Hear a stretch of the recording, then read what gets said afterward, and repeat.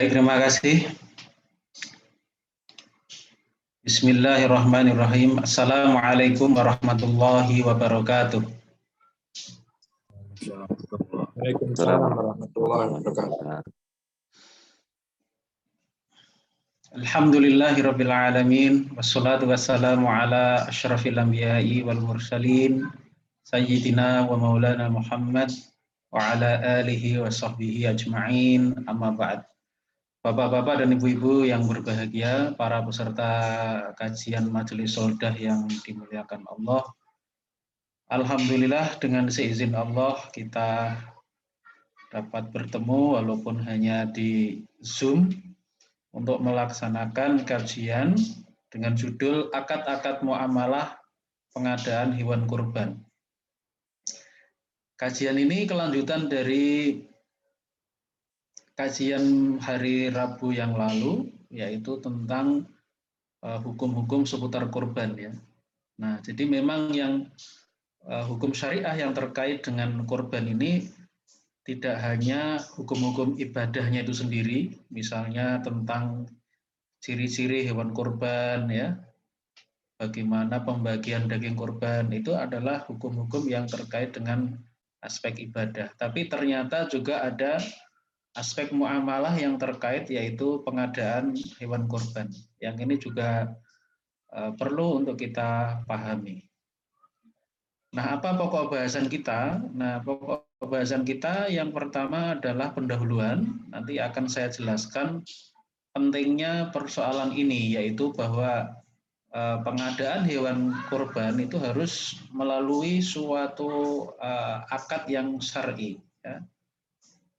Kalau tidak, itu nanti berarti kepemilikan pada hewan kurban itu tidak sah. Nah, ketika kepemilikannya tidak sah kan berarti sebenarnya ketika kita menyembelih itu ya menyembelih bukan milik kita. Nah, itu nanti ada konsekuensi hukumnya. Nah, konsekuensinya bagaimana? Nanti kita lihat di pendahuluan ini.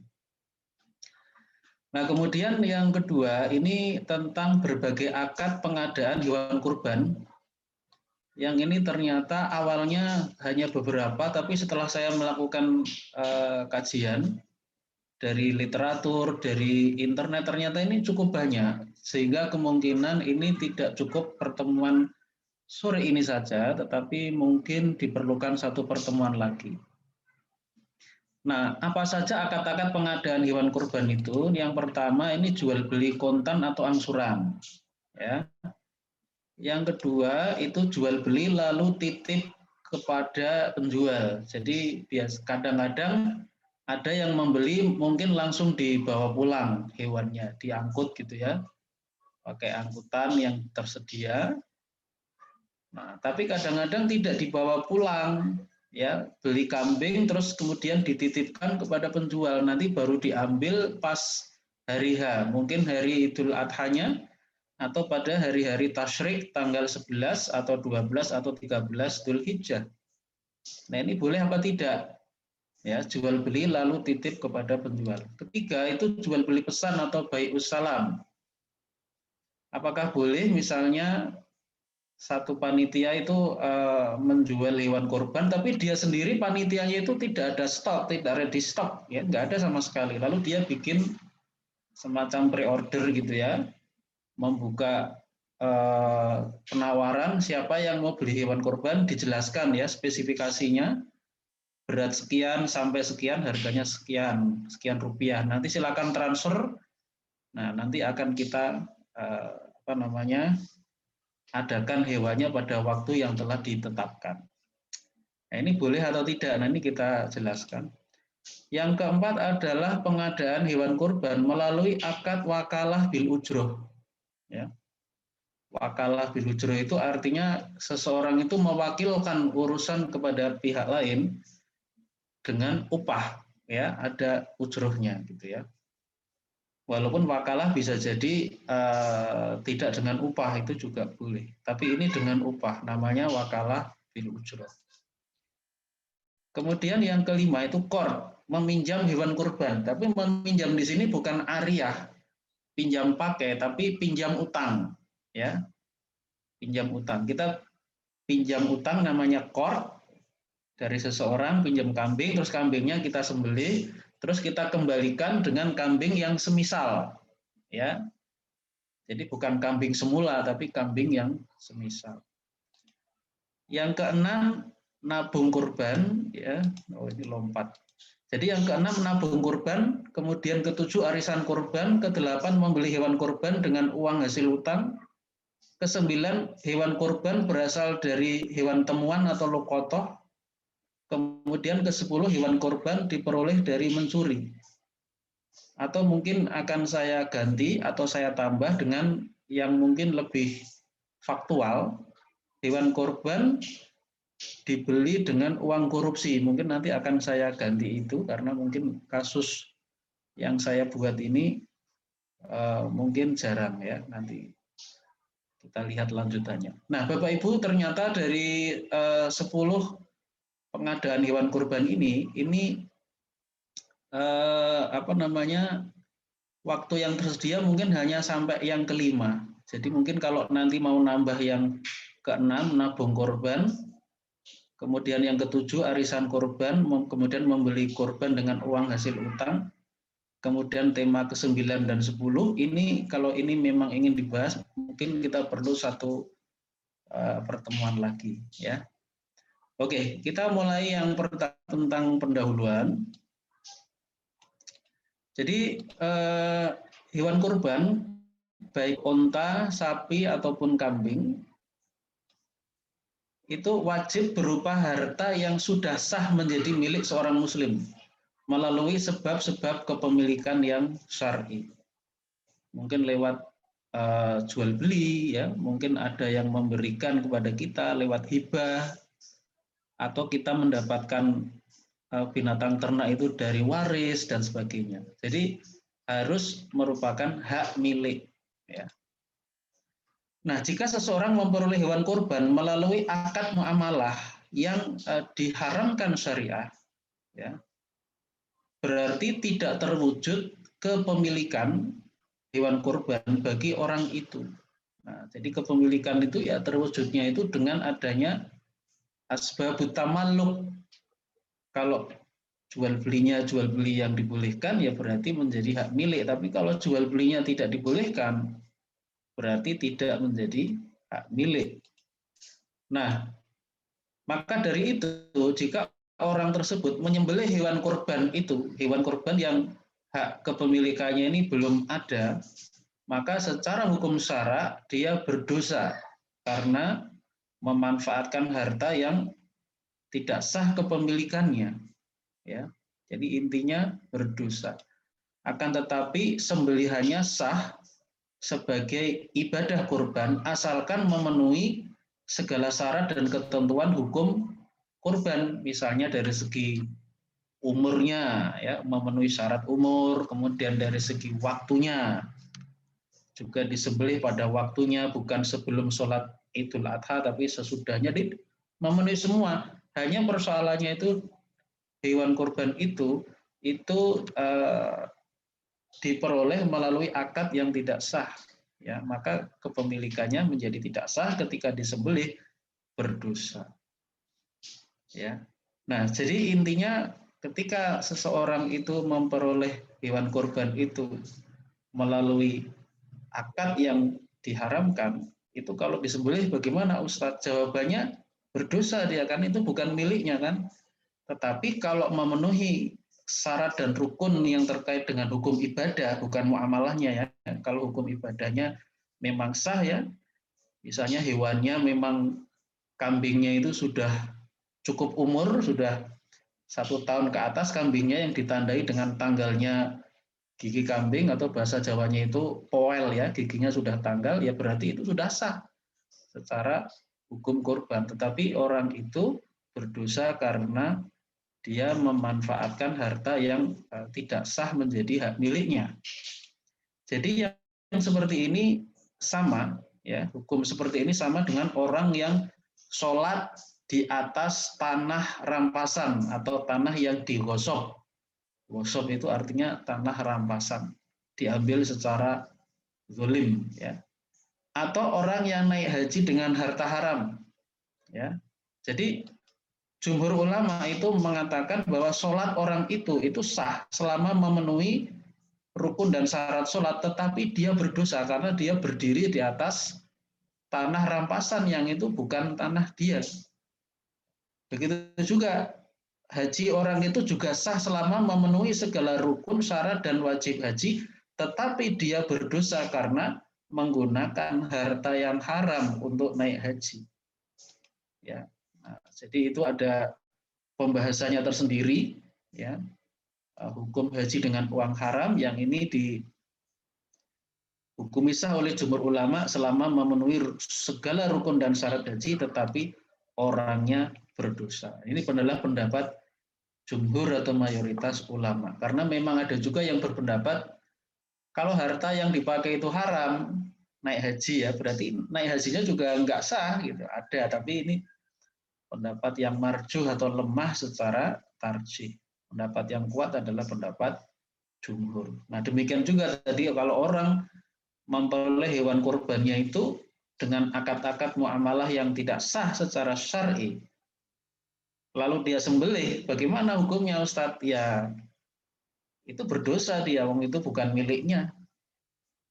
Tetapi kalau tata cara penyembelihannya, umur kambingnya segala macam itu memenuhi syarat-syarat hewan kurban, ya berarti itu sah secara hukum hewan kurban, tapi dia berdosa. Ya, seperti itu. Maka di sini penting. Nah, disinilah letak pentingnya kita perlu memahami pengadaan hewan kurban, ya, supaya ini betul-betul sempurna, yaitu dari segi hukum ibadah kurban ini sudah saya jelaskan pada hari Rabu yang lalu, itu terpenuhi. Nah, kemudian pengadaannya itu dengan akad-akad muamalah yang syar'i, ya. Nah, ini kalau bisa kita lakukan dua-duanya ini dengan baik, hukum secara tinjauan ibadahnya itu sah, kemudian tinjauan muamalahnya itu juga sah, maka ini insya Allah akan mendapatkan keberkahan dan pahala dari Allah Subhanahu wa taala, karena kita betul-betul taat kepada Allah Subhanahu wa taala secara sempurna, tidak sebagian-sebagian, ya.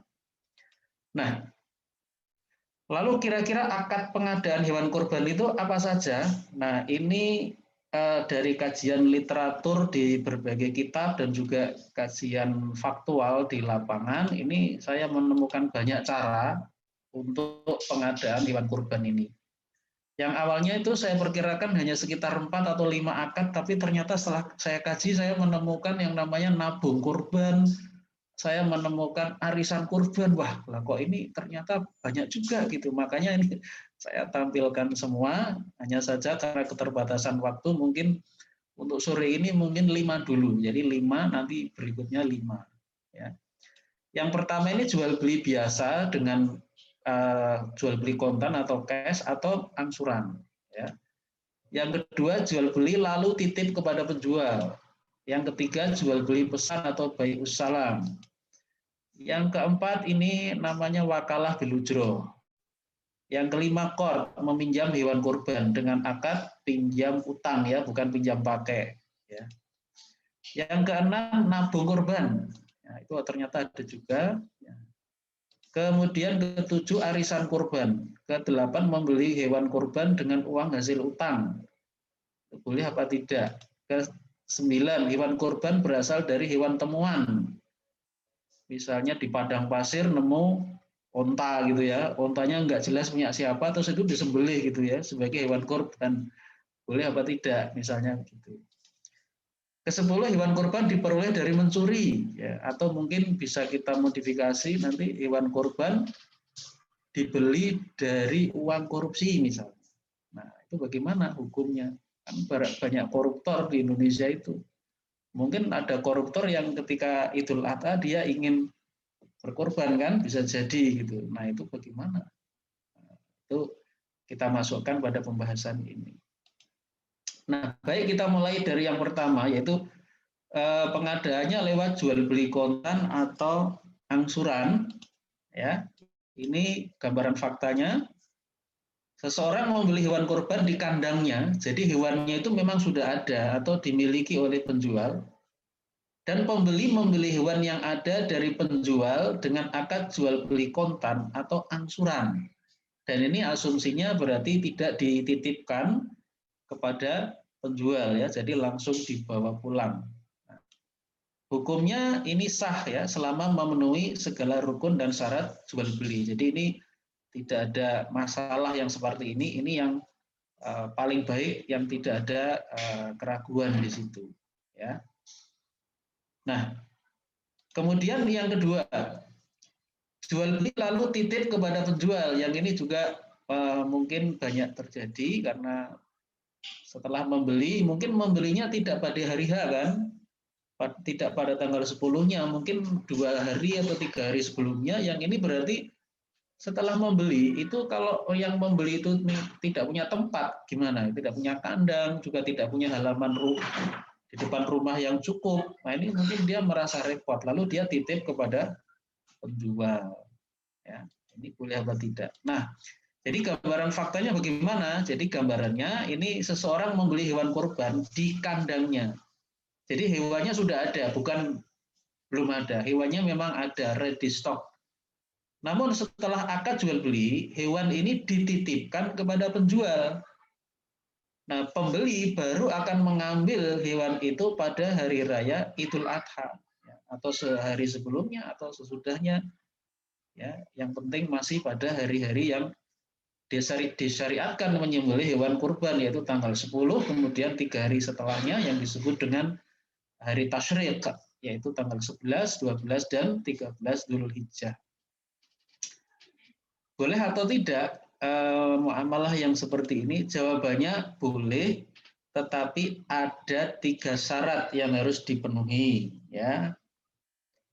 Apa saja itu syaratnya?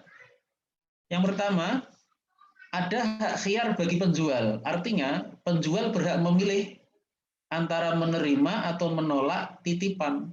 Jadi, penjual tidak sifatnya memang tidak wajib ya, dia itu menerima titipan. Dia boleh menolak, boleh menerima. Nah, itu namanya khiyar. Jadi, ada khiyar yang harus diberikan kepada penjual.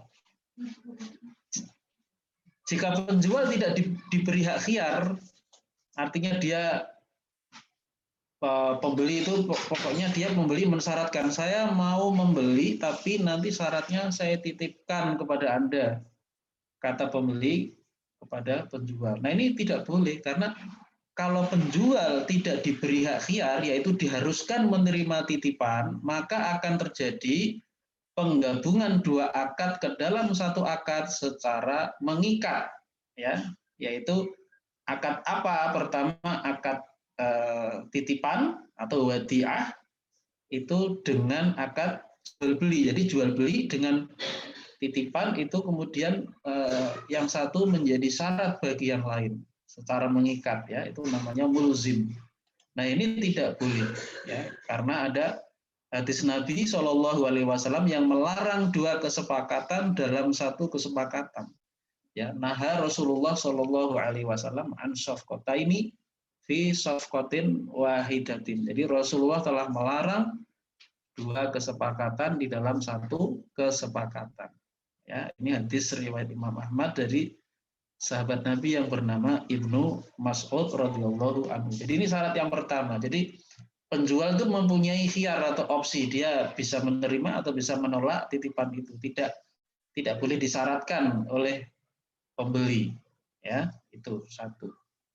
Syarat yang kedua adalah biaya pakan hewan selama titipan itu ditanggung oleh pemilik hewan, yaitu pihak pembeli, bukan menjadi tanggungan penjual. Ya, karena kan selama dititipkan tentu kambingnya perlu makan, ya, atau sapinya perlu makan. Nah, itu siapa itu? Biayanya itu menjadi tanggungan pemiliknya. Pemiliknya siapa? Pembeli, karena kan sudah akad, ya, sudah terjadi akad jual beli, lalu dititipkan, tapi ini sifatnya tidak mengikat, ya, tadi yang pertama. Nah, yang kedua ini biaya pakan selama masa titipan itu ditanggung oleh pembeli.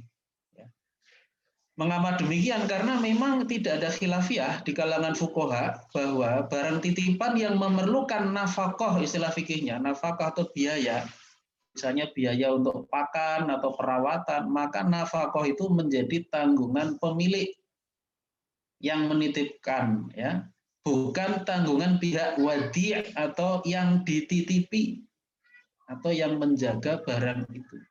Nah, itu disebutkan di satu kitab namanya atau judulnya Al-Mausu'ah Al-Fiqhiyah Al-Kuwaitiyah, ensiklopedi fikih dari Departemen Wakaf dan Urusan Agama Kuwait, ya, juz 43 halaman 28.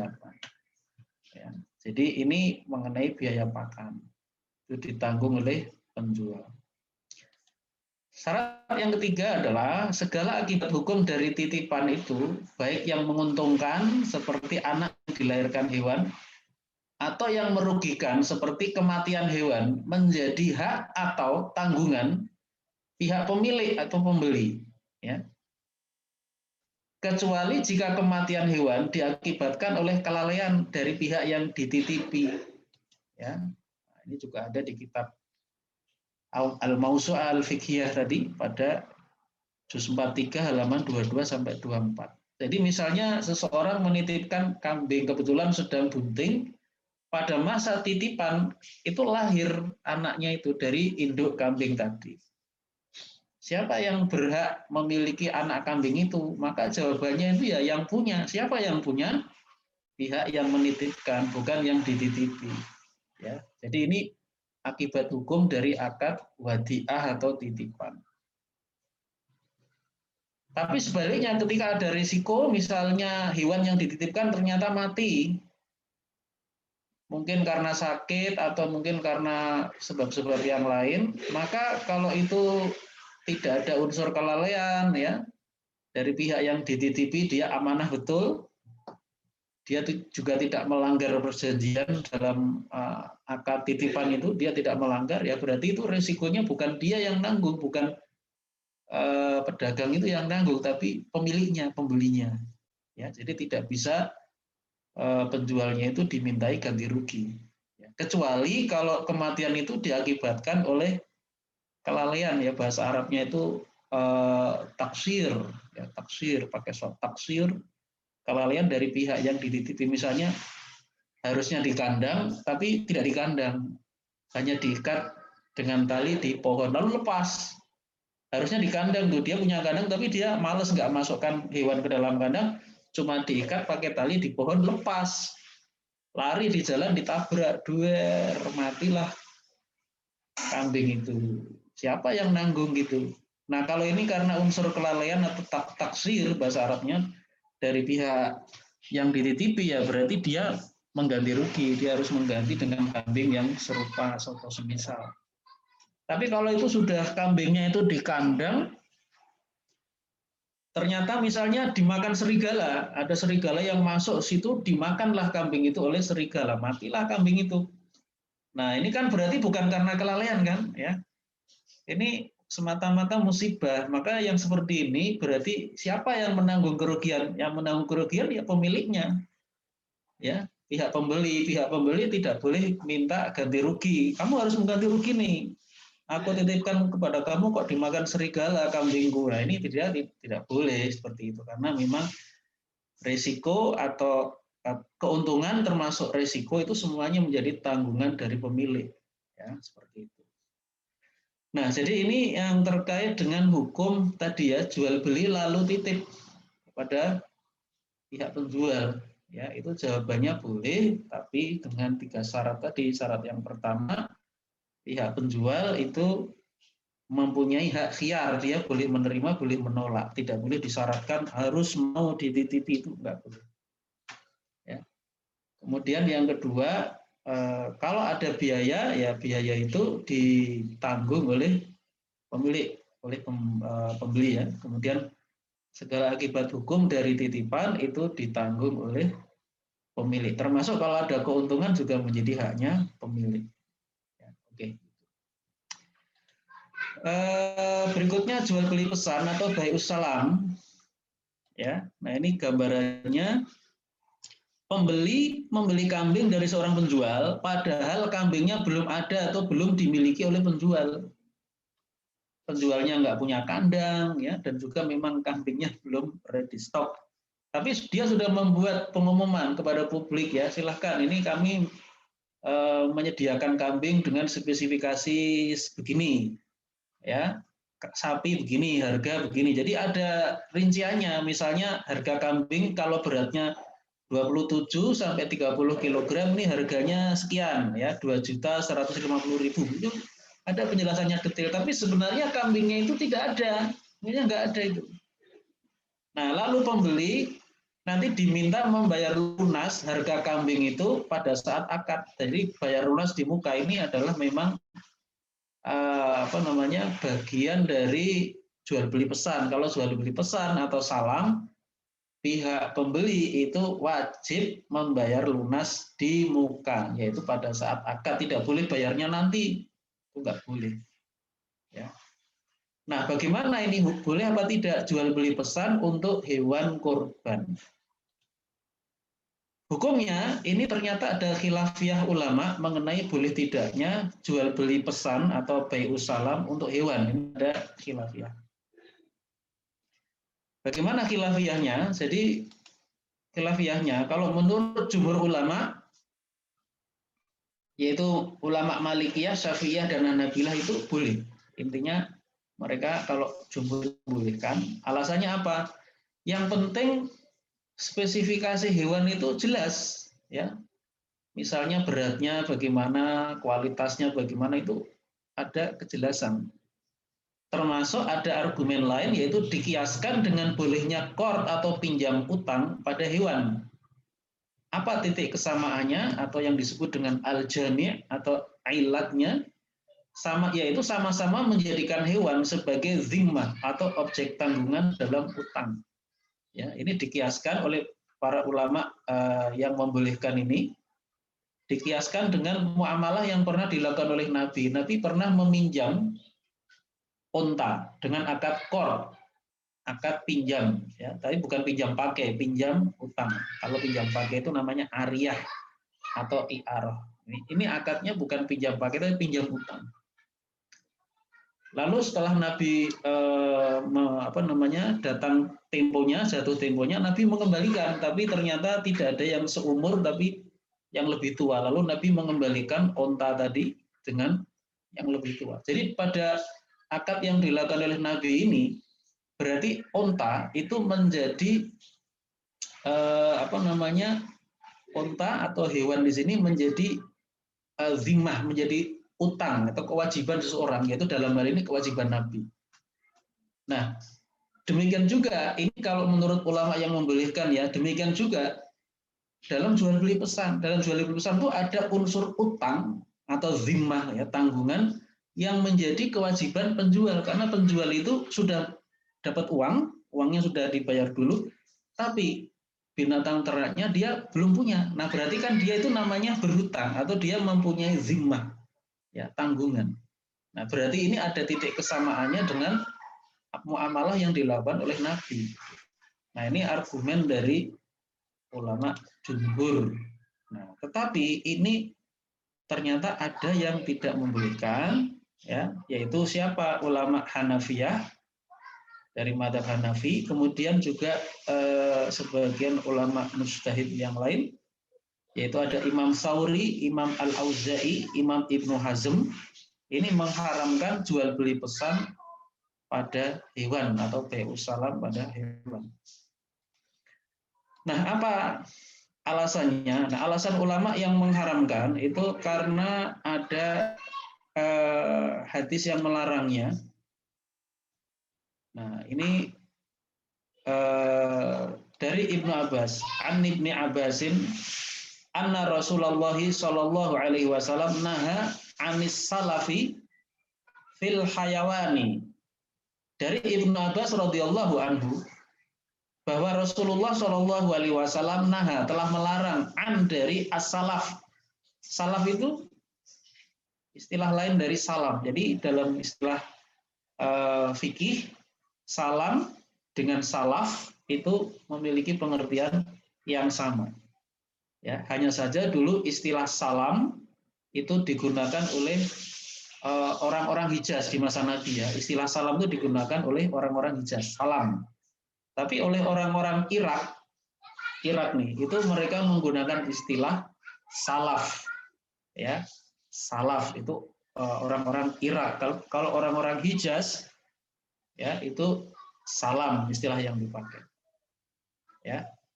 Nah, jadi hadis ini memiliki pengertian bahwa Nabi telah melarang jual beli salaf atau salam pada hewan.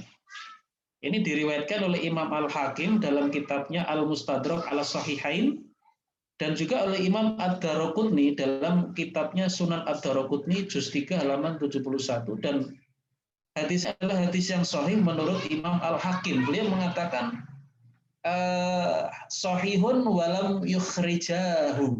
Hadis ini sahih walaupun Imam Bukhari dan Muslim tidak mengeluarkan hadis ini. Hadis ini menurut Imam Al-Hakim sahih ya.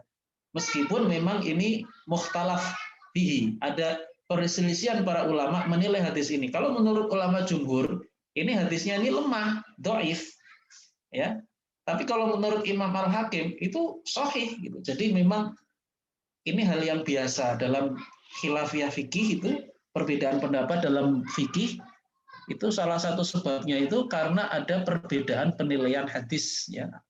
Hadisnya sama tapi menurut satu ulama ini sahih, menurut ulama yang lain dhaif. Nah, ini hadis yang dipakai oleh ulama yang mengharamkan, mereka berhujjah atau berargumentasi dengan hadis ini. Kemudian ada alasan yang lain, meskipun hewan itu dapat dijelaskan spesifikasinya secara rinci, itu tetap ada tafawut, ada perbedaan antara satu hewan dengan hewan yang lain. Jadi tidak sama persis gitu dengan barang-barang yang biasanya itu menjadi objek salam ya, misalnya beras ya, atau gandum atau jagung atau apa itu antara satu butir dengan butir yang lain itu tidak ada perbedaan. Sehingga ketika dilakukan penimbangan itu bisa eksak, misalnya beli beras 50 kilo itu bisa eksak. Ya. Sementara kalau beli kambing itu walaupun itu ditimbang itu tidak eksak. Makanya ini yang menjadi rahasia. Mengapa bukan rahasia saya kira, yang menjadi alasan mengapa kalau orang itu menjual kambing kurban itu selalu berat yang disampaikan kepada publik atau calon pembeli, beratnya itu selalu dalam bentuk kisaran atau range ya. Misalnya tadi yang saya contohkan, kambing yang beratnya antara 25 sampai 30 kg itu harganya 2.150.000. Jadi beratnya itu tuh hanya kisaran 25 sampai 30 kg. Gitu. Nah, ini beda kan dengan kalau orang beli beras. Penjual tidak akan mengatakan begini kepada pembeli, Pak, saya mau menjual beras, ini berasnya ini kalau Bapak membeli kisaran 1 kilo sampai 2 kilo, harganya 10.000. Enggak pakai kisaran. Kenapa? Karena itu bisa eksak, bisa pas. Sementara kalau hewan itu enggak bisa, karena satu ekor hewan dengan satu ekor yang lainnya, itu ada tafawut. Ya, berapapun besarnya. Nah, ini yang mengakibatkan ulama yang mengharamkan ini tidak memasukkan hewan itu pada objek yang bisa disalamkan, yang bisa dilakukan jual beli pesan. Ya, nah ini ada urean-urean yang mungkin kalau teman-teman ingin mendapatkan urean yang lebih detail mengenai dalil-dalil masing-masing ini, kan tadi ada perbedaan pendapat ya, ada yang membolehkan, ada yang mengharamkan mengenai jual beli pesan untuk hewan ya. Ini kitab yang saya rekomendasikan, ini penulisnya namanya Dubyan Muhammad Ad-Dubyan. Kitabnya judulnya Muamalat Maliyah As-Shalah wa Mu'asirah. Pada juz yang ke-6 ini halaman ini 164 168. Ya. Nah, bagaimana tarjihnya? Nah, ini dalam kajian saya pendapat yang lebih kuat yang rojih itu adalah yang mengharamkan. Alasannya apa? Karena hewan tidak termasuk ke dalam barang-barang yang dibolehkan untuk dijual belikan dengan jual beli salam, yaitu barang yang ditakar, yang ditimbang dan dihitung, itu tidak masuk ke situ. Walaupun tadi saya katakan orang beli kambing itu bisa ditimbang, ada ukuran timbangannya, tetapi itu tidak eksak ya, tidak tepat, mesti ada kisaran gitu. Itu menunjukkan memang itu aslinya binatang-binatang seperti itu tidak termasuk kategori binatang yang bisa dijual belikan dengan ditakar, ditimbang atau dihitung. Ya. Nah, siapa yang berpendapat seperti ini? Ini tadi pendapat ulama Hanafiyah. Kemudian tadi ada pendapat Imam Ibnu Hazm, Imam Al-Auza'i. Nah, ini kalau ulama masa sekarang ini, Syekh Yusuf As-Sabatin termasuk Imam Taqiyuddin An-Nabhani. Jadi menurut Imam Taqiyuddin An-Nabhani, itu yang namanya hewan, itu tidak termasuk barang yang kategorinya ditakar, ditimbang, dihitung. Padahal untuk melakukan jual beli salam atau pesan itu barangnya tidak semua jenis barang, tapi terbatas pada yang ditakar, ditimbang, dihitung. Itulah barang yang bisa dijual belikan secara jual beli pesan. Nah, dalam kitabnya Saksiyah Islamiyah juz yang kedua halaman 290, Imam Taqiyuddin An-Nabhani itu memberi contoh barang-barang yang tidak termasuk yang ditakar, ya, tidak termasuk ditakar, tidak termasuk dihitung dan ditimbang. Itu contohnya. Beliau memberikan 3 contoh. Pertama, adar itu rumah, al-ardu tanah, ketiga itu al-hayawan. 3 jenis ini beliau contohkan untuk kategori yang tidak ditakar, tidak ditimbang, tidak dihitung. Itu mislu al-hayawan, wadar, wal ardi, ya. Jadi hewan itu menurut Imam Taqiyuddin An-Nabhani berarti apa? Tidak termasuk yang boleh disalamkan, enggak boleh. Ya, itu ada di kitab Saksiyah Islamiyah juz 2 halaman 290, babnya itu la yajuzu bai'u ma laisa indaka. Ya. Oke. Jadi itu yang menurut saya lebih kuat ya, lebih rojih ya, pendapat yang mengharamkan jual beli salam untuk hewan. Berarti termasuk hewan kurban, karena hewan itu kan umum, baik yang ayam maupun itu kambing, apakah itu unta, apakah sapi, apakah kerbau. Yang penting hewan itu memang bukan objek jual beli salam. Ya. Nah, lalu bagaimana Ustadz solusinya? Nah, ini solusinya itu sebenarnya bisa menggunakan akad-akad sebelumnya ya. Misalnya jual beli kontan atau angsuran, tapi berarti ya harus ready stock dari pihak penjual. Bagaimana kalau dari pihak penjual itu memang dia tidak punya kambingnya, ya, tidak punya hewannya. Nah, ini ada satu solusi yang ini termasuk pembahasan selanjutnya, itu namanya akad wakalah bil ujroh. Jadi akad wakalah bil ujroh ini bisa menjadi solusi bagi mereka yang mengikuti pendapat yang mengharamkan, yaitu mengharamkan jual beli pesan pada binatang. Jadi gambaran faktanya wakalah bil ujroh ini pihak mewakilkan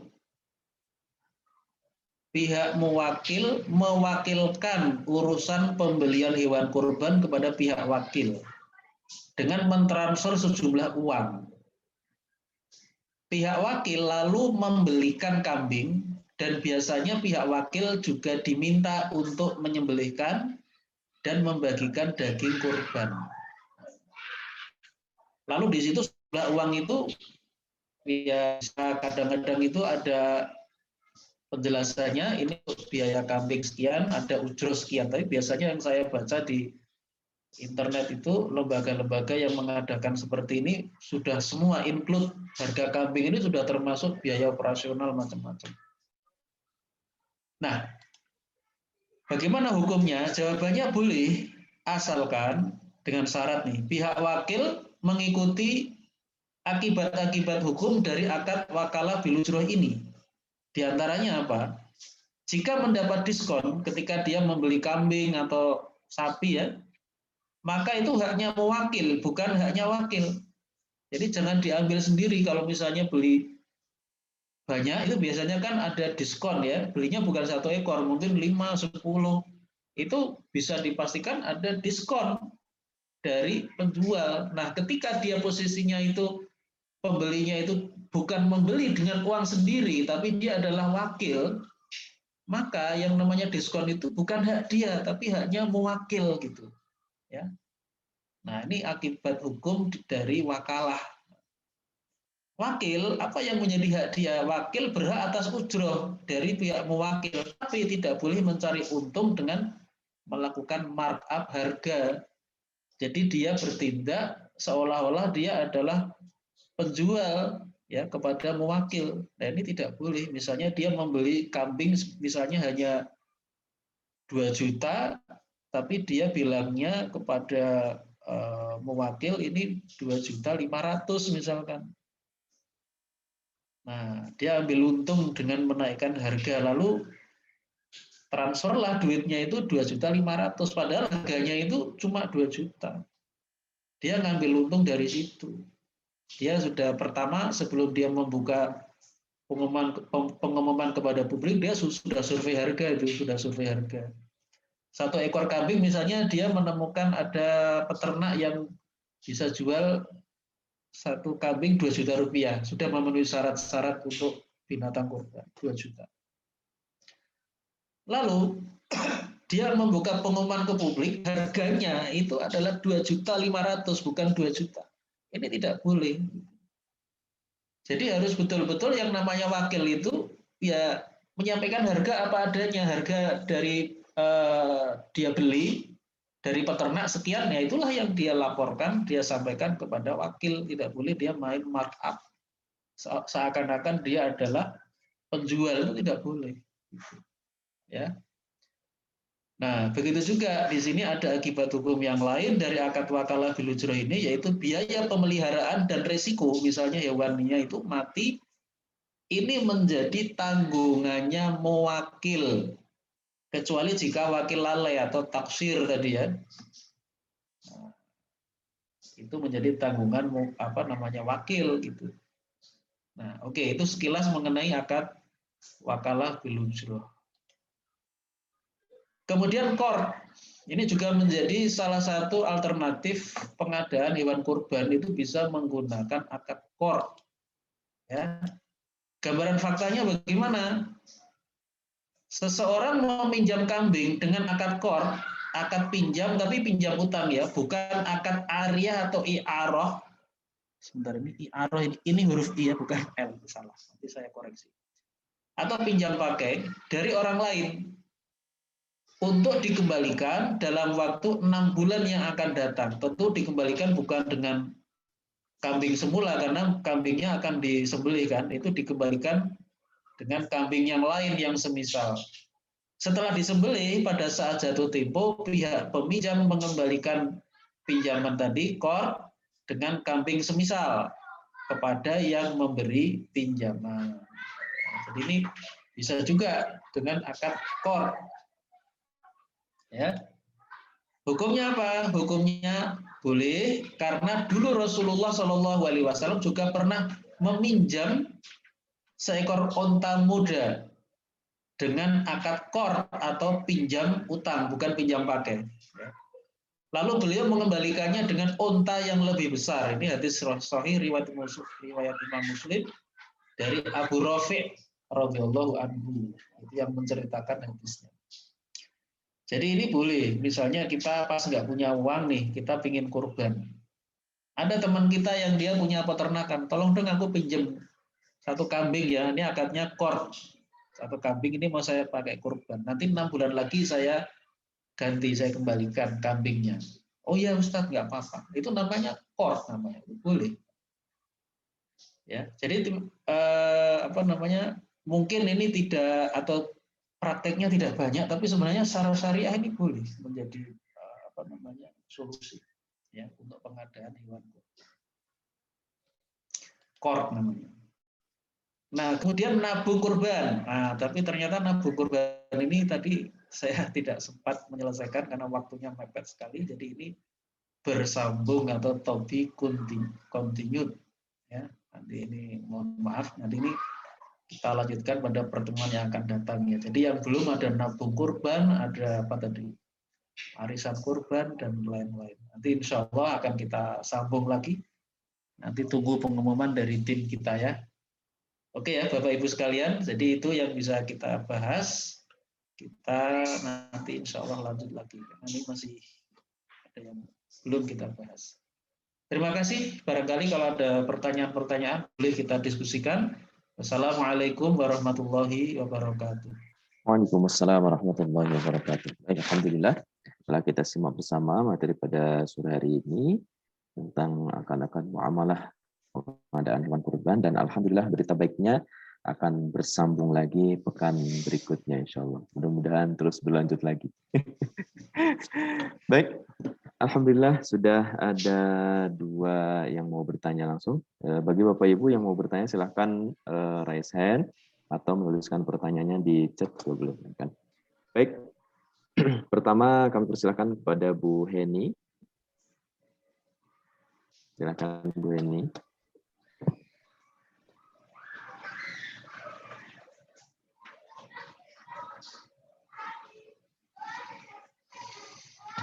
Bu Heni sudah siap?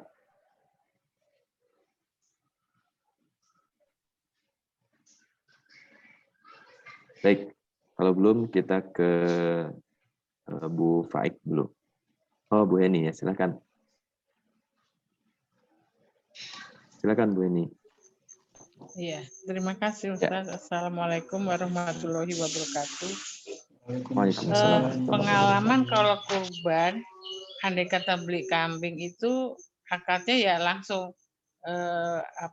jual beli langsung. Jadi ada kambingnya terus kita milih gitu. Tapi biasanya orangnya langsung menawarkan nanti bisa diantar pas H-1 ke masjid dekat rumah misalnya gitu. Itu si penjualnya udah menawarkan diri. Oh ya udah terima kasih gitu kan. Jadi penjualnya langsung menawarkan diri. Satu itu kalau kita beli kambing. Nah, kejadian tahun lalu kurbannya sapi. Nah, kurbannya sapi kan kita patungan 7 orang. Nah, yang kita langsung ke penjual sapi tapi di luar kota, dari Surabaya di Mojokerto. Kemudian tapi kita itu langsung kepada peternak. Nah, kan kita dikasih tahu, oh Bu, ini sapinya tipe ini beratnya sekitar 300 kilo gitu, sekitar 300 kilo, dikasih foto, ada beberapa alternatif, terus kita milih, oh ya saya milih yang ini, harganya sekian gitu. Nanti dikirimnya H-1 gitu. Itu juga si penjual nawarkan juga, nanti kita antar pada H-1 free ongkir katakanlah gitu. Nah, jadi sejak awal akadnya tuh si penjual langsung nawarin gitu. Nah, dengan hal sepanjang itu apa boleh Ustaz? Kalau yang sapi pembayarannya DP dulu berapa? 3 juta misalnya, nanti H-2 sebelum kirim kita lunasi gitu, sistemnya seperti itu. Apakah itu boleh? Itu aja Ustaz pertanyaannya. Terima kasih. Wassalamualaikum warahmatullahi wabarakatuh. Waalaikumsalam warahmatullahi wabarakatuh. Baik, terima kasih Bu Heni. Ya, baik, terima kasih. Jadi ini ada pertanyaan menarik dari Bu Heni. Jadi pengalaman pada yang telah lalu ketika membeli hewan kurban ya itu ternyata dititipkan dengan malah ada tawaran dari pembeli nanti bisa diantar. Berarti kan itu dititipkan kan? Berarti dia menjanjikan berarti itu biaya pakan itu ditanggung sama dia. Biaya pakan ditanggung dia, pemeliharaan segala macam ditanggung dia, termasuk dia menjanjikan free ongkir. Nah, kalau seperti ini ya ini tidak apa-apa. Walaupun sebenarnya itu bukan kewajiban dia. Berarti itu ya ini semacam bonus ya. Jadi seorang penjual itu ya boleh saja dia memberikan bonus kepada pembeli. Jadi free ongkir yang sebenarnya ongkos itu menjadi beban pembeli itu dibayarin sama dia, menjadi tanggungan dia. Itu dianggap sebagai hadiah atau bonus dari penjual. Kemudian biaya pakan itu yang seharusnya itu menjadi tanggung jawab atau kewajiban pembeli itu dia ambil alih. Nah, itu berarti sebenarnya dia memberikan bonus. Nah, jadi seperti ini boleh kan?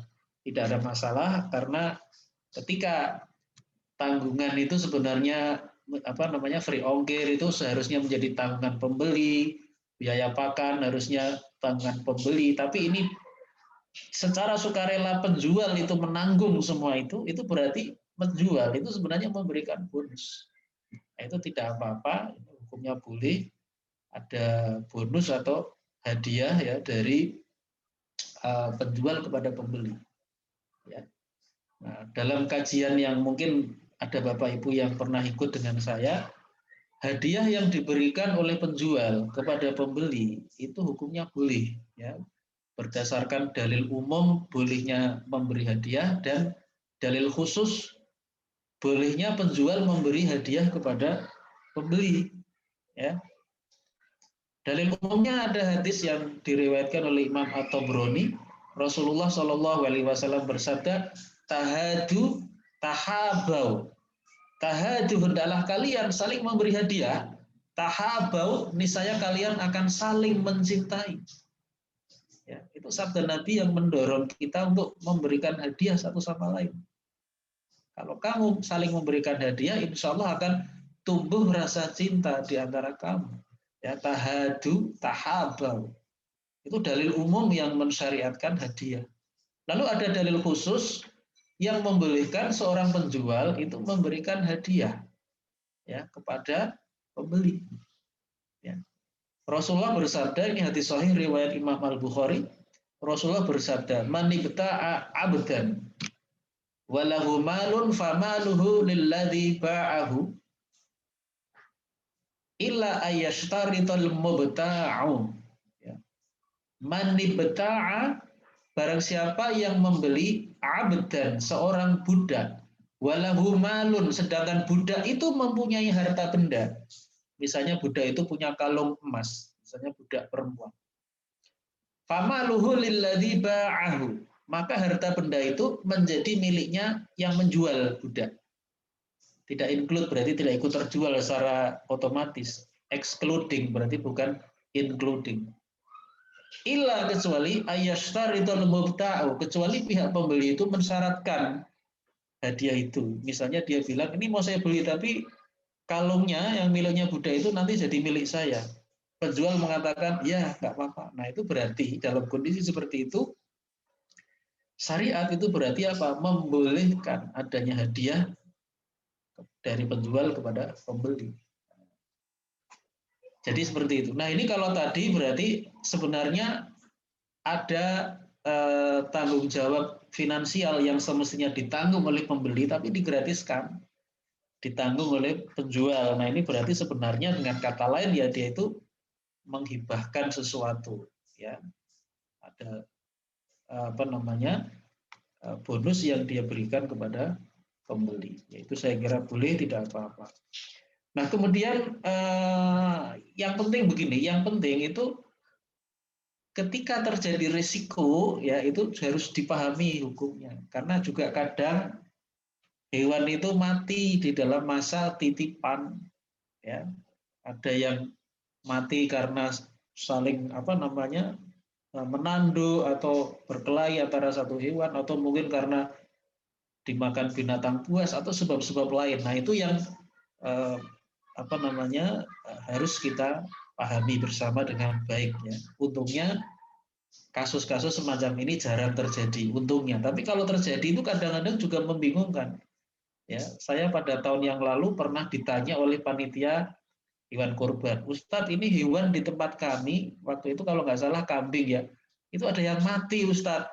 Kami panitia kurban itu wajib menggantinya atau tidak wajib menggantinya? Nah dia tanya kepada saya. Jadi memang itu harus dilengkapi pemahaman kita bahwa di samping itu memang dibolehkan bahwa ada free ongkir, kemudian ada biaya pakan ditanggung oleh pihak penjual, tapi ini masalah risiko ini juga harus dipahami hukumnya, sehingga walaupun jarang terjadi, tapi kalau suatu saat terjadi kita sudah mengerti hukumnya. Oh, hewannya mati Pak, misalnya penjualnya bilang ke kita, kita harus melakukan cek and recheck dulu, itu matinya kenapa gitu loh. Apakah matinya itu karena unsur kelalaian dari pihak dia, atau itu mati secara alami, di luar kuasa dia, misalnya dimakan binatang buas, atau ditabrak kendaraan, atau memang karena dia lalai, tidak menjaga kandangnya sehingga lari, ditabrak atau bagaimana, atau hilang misalnya. Nah, jadi seperti itu. Kalau masalah DP itu tidak ada masalah ya. DP itu hukumnya dibolehkan ya, secara syariah. Dan ini kayaknya DP juga sudah pernah kita bahas ya, kalau ada Bapak Ibu yang mengikuti kuliah saya di fikih muamalah.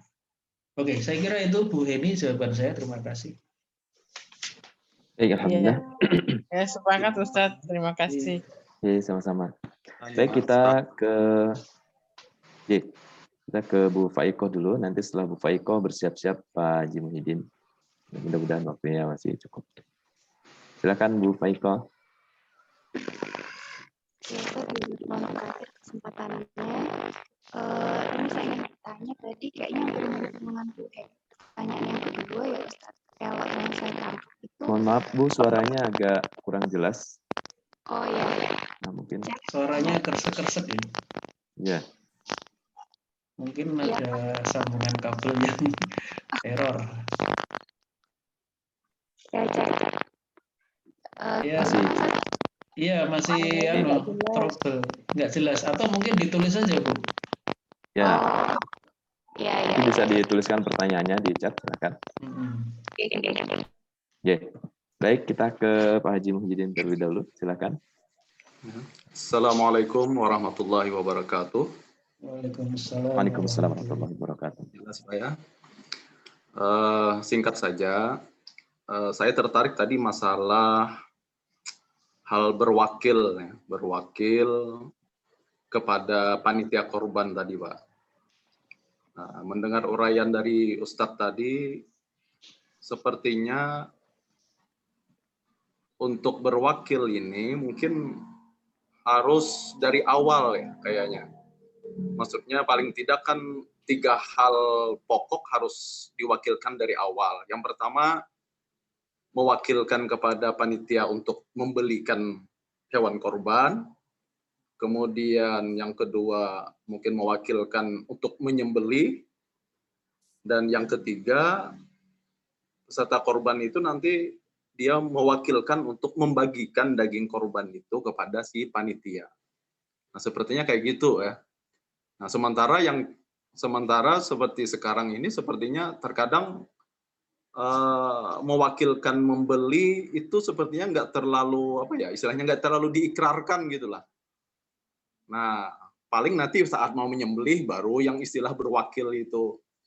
Nah, jadi bagaimana ini? Apakah memang ketika sudah orang itu menyatakan ikut berkorban, menyerahkan uang ke panitia, nah cara berwakilnya sendiri bagaimana? Apakah mereka itu cukup menandatangani sebuah pernyataan begitu yang dibikinkan oleh panitia bahwa saya mewakilkan kepada panitia korban untuk membelikan, menyembelihkan, dan membagikan daging korban saya, atau harus diikrarkan dengan mulut gitu, tidak hanya dengan istilahnya tertulis begitu. Nah, jadi apakah memang harus dari awal mulai sebelum membeli sudah diikrarkan dengan si panitia korban ya. Nah, sampai nanti saat menyembelih nanti berwakil lagi, atau cukup sekali itu dengan 3 poin tadi sudah cukup, atau nanti waktu nyembelih harus diwakil lagi penyembelihannya. Nah, biasanya kan yang sering terjadi cuma saat mau menyembelih, lalu yang hadir itu, yang peserta korban tadi baru hadir. Nah, waktu mau membeli, terkadang tidak ada panitia ini mengundang lah, gitu. Istilahnya mengundang mereka, lalu mereka berikrar mewakilkan untuk mencarikan korban atau membelikan korban. Nah, jadi bagaimana ini, Pak? Minta penjelasan, Pak, setelah berwakil tadi. Ya demikian, terima kasih. Assalamualaikum warahmatullahi wabarakatuh. Dari Kalimantan Selatan. Waalaikumsalam warahmatullahi wabarakatuh. Baik, Ya. terima kasih. Baik, terima kasih Pak Muhyiddin dari Kalimantan Selatan menanyakan bagaimana cara berwakil, ya, atau tadi ya wakalah fil ujroh, mewakilkan kepada orang lain dengan upah. Nah, itu jawabannya, apakah itu memang harus dari awal? Iya, itu harus dari awal, Pak. Bukan di tengah-tengah baru kita menjelaskan.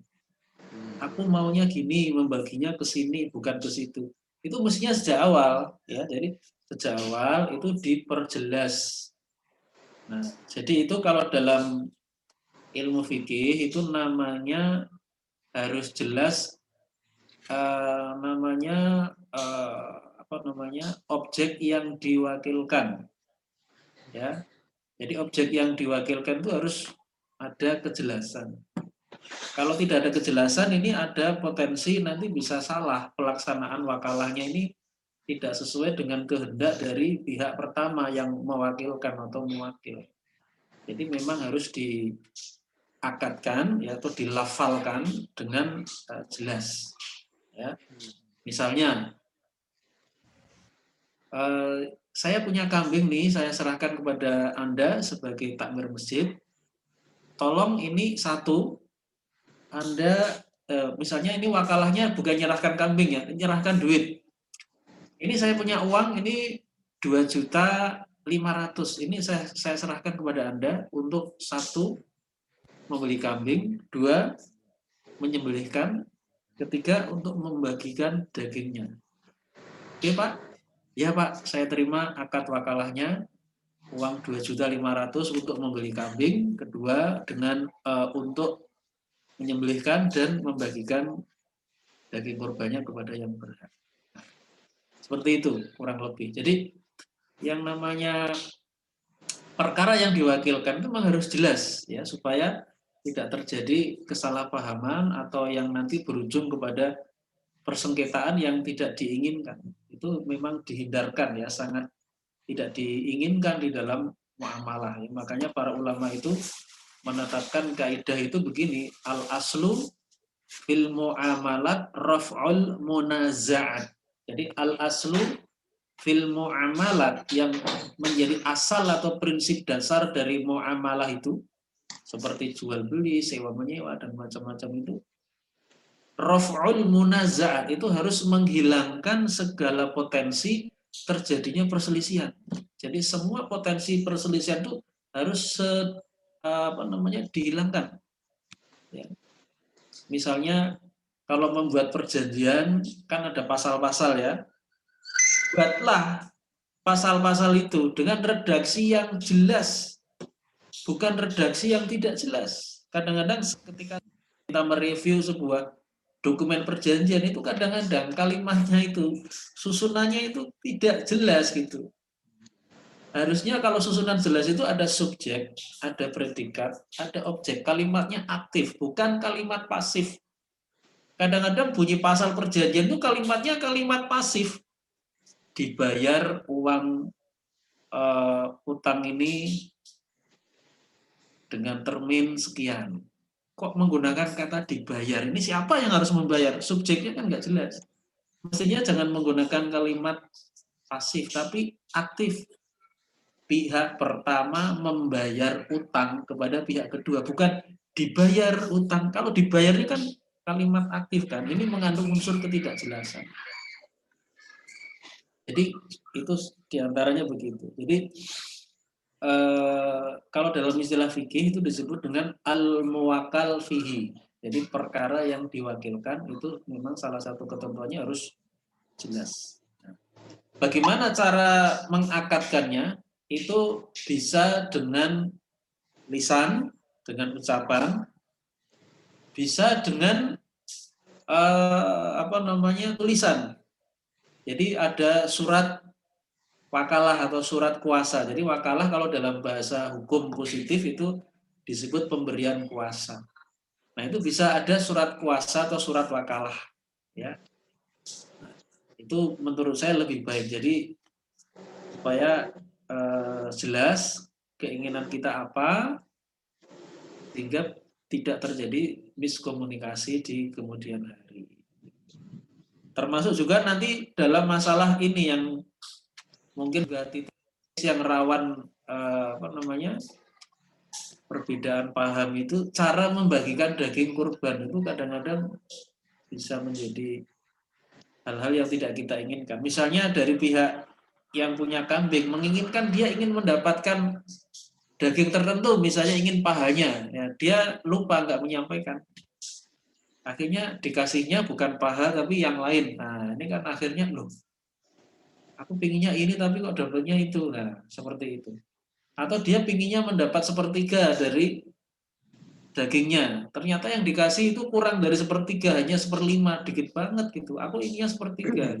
Nah, yang seperti itu ini bisa dihilangkan potensi-potensi perselisihan ini dengan memperjelas namanya al-muwakal fihi, yaitu objek wakalah. Ya, itu bisa diucapkan secara lisan tanpa tertulis, tapi yang lebih baik itu ada tertulisnya, ya, ada tertulisnya sehingga nanti bisa menjadi bukti atau pengingat lah, minimal itu pengingat. Kalau bukti kan kalau ada perselisihan diselesaikan oleh pengadilan misalnya, itu tertulis bisa menjadi bukti, tapi mungkin nggak sampai ke sana lah ya, tapi paling tidak itu untuk mengingatkan kita masing-masing yang menjadi hak dan kewajiban.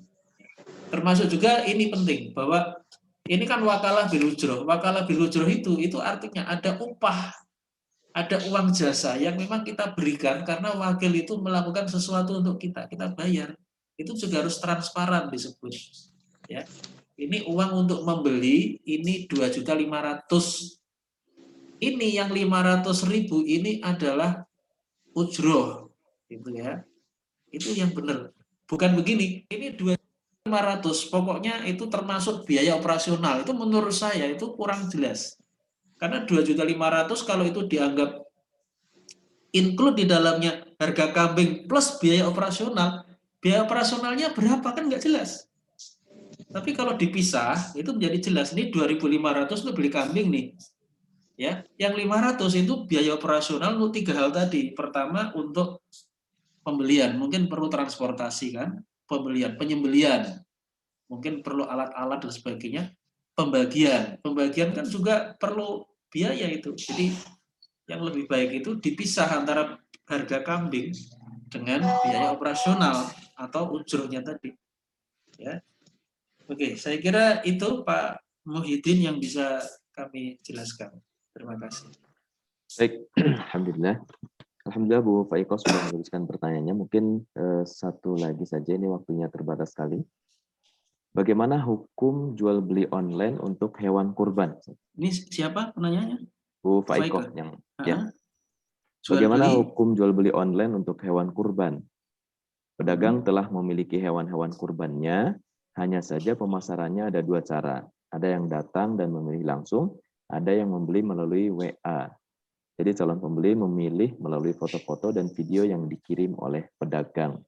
Juga deskripsinya. Terus lewat WA. WA.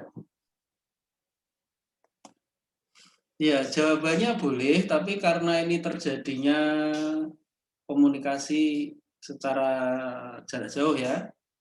Nah, ini komunikasi lewat WA itu harus menjadi kejelasan apakah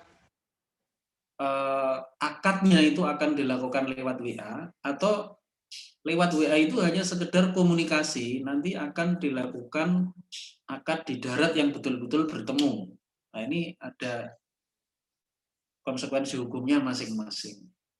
Kalau yang pertama, kedua belah pihak memang menginginkan akadnya itu lewat WA. Jadi WA itu bukan sekedar komunikasi, bertanya harga, bertanya kualitas, bukan, tapi memang melakukan akad. Nah, ketentuannya begini, kalau itu dilakukan akadnya lewat WA, itu harus terjadi transfer pada saat komunikasi di WA tadi. Transfer harus terjadi. Kenapa kok harus terjadi? Karena kalau transfernya itu nanti tertunda, sehari, 2 hari, atau mungkin setelah majelis akadnya itu berakhir, itu berarti akan terjadi jual beli yang dilarang oleh Nabi, yaitu pihak penjual itu tidak menyerahkan barangnya, karena memang online kan, jarak jauh kan, berarti tidak mungkin dia menyerahkan barangnya, Sementara pihak pembeli itu tidak membayar harganya. Jadi nanti akan terjadi yang namanya utang ketemu dengan utang. Pihak penjual berhutang. Kenapa? Karena dia tidak melakukan serah terima barangnya karena memang online tidak memungkinkan. Sementara pihak pembeli juga tidak melakukan pembayaran. Itu berarti utang juga. Nah, jual beli yang seperti ini dilarang oleh Rasulullah SAW dalam satu hadis yang sahih. Naha Rasulullah SAW an bai'il kali bil kali. Rasulullah melarang jual beli kali bil kali. Kali bil kali itu istilah Arab yang artinya Rasulullah melarang jual beli ketika penjual itu dia berhutang, pembeli juga berhutang. Penjual itu disebut berhutang, kenapa? Karena dia tidak menyerahkan barangnya pada saat akad. Itu disebut berhutang namanya. Pihak pembeli pada saat akad, di majelis akad tadi, dia tidak menyerahkan uangnya. Itu juga disebut utang. Nah ini tidak boleh dua-duanya itu berhutang. Maka itu berarti begini. Kalau komunikasi lewat WA itu memang ingin dijadikan akad, berarti pada saat berkomunikasi itu harus terjadi transfer. Terjadi pada saat itu atau lebih baik lagi sebelum akad lewat WA. Sebelum akad lewat WA itu uangnya ditransfer dulu. Baru setelah itu komunikasi lewat WA. Pak, pembeli mengatakan lewat WA, Pak, ini saya beli ya kambingnya sesuai dengan data yang diberikan. Uangnya sudah saya transfer, misalnya gitu ya. Lalu pihak penjual mengatakan, oke, ini sudah masuk di rekening, ini saya jual. Sah itu. Tapi kalau misalnya begini, pihak pembeli mengatakan, Pak, ini lewat WA, Pak, ini saya beli ya, kambing yang ini nih, yang nomor sekian. Transfernya besok, misalnya gitu. Pihak pembeli mengatakan, oke, nah ini nggak boleh. Gitu. Kenapa kok nggak boleh? Karena pada saat transaksi itu, utang ketemu utang. Ya, nah, jadi ini penting untuk diperhatikan ini masalah akad seperti ini, walaupun mungkin masa kayak gitu sih. Nah, ini syariat Islam itu sangat apa ya? Walaupun rigid, tapi itu mempunyai tujuan yang sangat baik, yaitu supaya tidak terjadi pelanggaran-pelanggaran yang bisa merugikan customer atau merugikan pedagang. Bisa jadi kan pihak pembeli mengatakan saya transfer besok ya Pak, ternyata dia nggak jadi transfer. Ketika nggak jadi transfer, apa yang terjadi? Nah, nanti pedagang dia sudah menyiapkan 1 ekor kambing untuk dia, ternyata nggak jadi transfer. Dia kehilangan kesempatan mendapat keuntungan. Misalnya pada saat itu ada yang datang mau menawar kambing itu, dia bilang, maaf Pak, kambingnya sudah saya jual. Ternyata yang mau membeli nggak jadi transfer. Akhirnya dia kehilangan namanya opportunity cost. Sebenarnya dia punya kesempatan untuk mendapatkan untung, tapi hilang gitu, ya kan? Nah, jadi seperti itu yang perlu dipahami. Kemungkinan yang kedua itu komunikasi lewat WA itu hanya saling bertanya, lalu nanti kesimpulannya gini, pembeli Pak, ini informasi sudah cukup ya, nanti mungkin saya datang langsung ke sana, saya akad di sana. Nah, kalau seperti itu nggak ada masalah, nanti setelah itu datang ke kandang lalu dilakukan jual beli langsung di situ, akadnya dibayar di situ. Ya, tapi kemungkinan yang diinginkan itu biasanya ya lewat WA itulah akadnya itu. Ya. Nah, maka ketentuan tadi itu harus dipahami, jangan sampai terjadi antara penjual dengan pembeli itu hutang ketemu hutang, itu nggak boleh. Ya, namanya itu al-kali bil kali, itu ada hadis yang melarang. Kecuali dalam satu jenis jual beli yang itu dibolehkan utang ketemu utang, ya ini perkecualian, yaitu jual beli istisna, yaitu pesan buat. Misalnya ada teman kita yang dia punya kerajinan membuat tas dari kulit kambing. Kita pesen nih, aku pesen 1 ya, berapa itu? Tas ini kok kelihatannya bagus sekali. Dia yang bikin nih. Oh ini 1 juta lah ini 1. Bagus memang ya. Oke, saya pesan 1 ya, saya transfer besok. Apakah boleh? Jawabannya boleh, karena ini namanya istisna. Jadi pesan buat, barangnya belum ada, pihak penjual itu hanya mempunyai gambarnya, tapi dia janji nanti akan dibikin. Nah itu namanya kan pesan buat, dia yang membuat itu kalau dalam istilah fikih namanya istisna, jual beli istisna. Nah, ini boleh, utang ketemu utang itu boleh. Jadi pada saat transaksi barangnya kan belum ada, harus dibuat dulu kan, berarti akan tertunda itu. Sementara pihak pembeli menjadikan transfernya bukan pada saat transaksi itu, tetapi selang beberapa hari, mungkin sehari 2 hari. Nah, hanya pada akad itu saja hutang bertemu hutang itu dibolehkan, yaitu pada jual beli istisna, jual beli pesan buat atau istisna, ya, pesan buat istilah saya. Oke, saya kira sementara itu dulu yang bisa kami sampaikan ya, Bapak Ibu sekalian. Mohon maaf karena keterbatasan waktu. Mungkin nanti bisa kita lanjutkan kajiannya karena memang ternyata cukup banyak ya akad-akad pengadaan hewan kurban itu. Insya Allah kita lanjutkan pada hari Rabu yang akan datang. Terima kasih. Wassalamualaikum warahmatullahi wabarakatuh. Waalaikumsalam warahmatullahi wabarakatuh. Baik, alhamdulillah. Kami ucapkan terima kasih banyak pada Gurunda atas ilmunya pada sore hari ini. Masya Allah, menarik sekali memang kalau sudah bahas tentang akad dan muamalah ya, karena kasusnya bisa lebih banyak. Baik, terima kasih banyak pada Bapak Ibu yang sudah hadir. Ini alhamdulillah sudah hadir sore hari ini 100 lebih peserta, Masya Allah. Belum mungkin yang menyaksikan di Facebook. Mudah-mudahan kita mendapatkan ilmu yang bermanfaat. Dan mohon maaf bagi yang sudah bertanya, yang sudah menuliskan pertanyaan yang belum sempat terjawab atau belum sempat tersamakan. Insya Allah mudah-mudahan bisa disampaikan pada pertemuan berikutnya. Mudah-mudahan. Baik, mari kita akhiri terlebih dahulu dengan bersama-sama membaca doa kafaratul majelis. Alhamdulillah.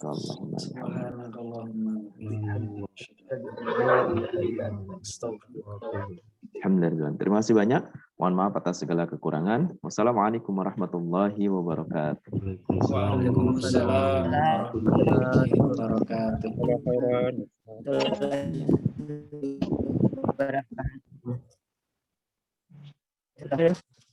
Ustaz. Ya, sama-sama.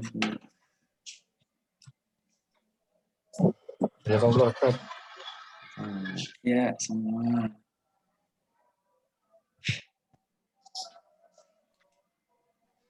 Ustaz? Baik. Keluar.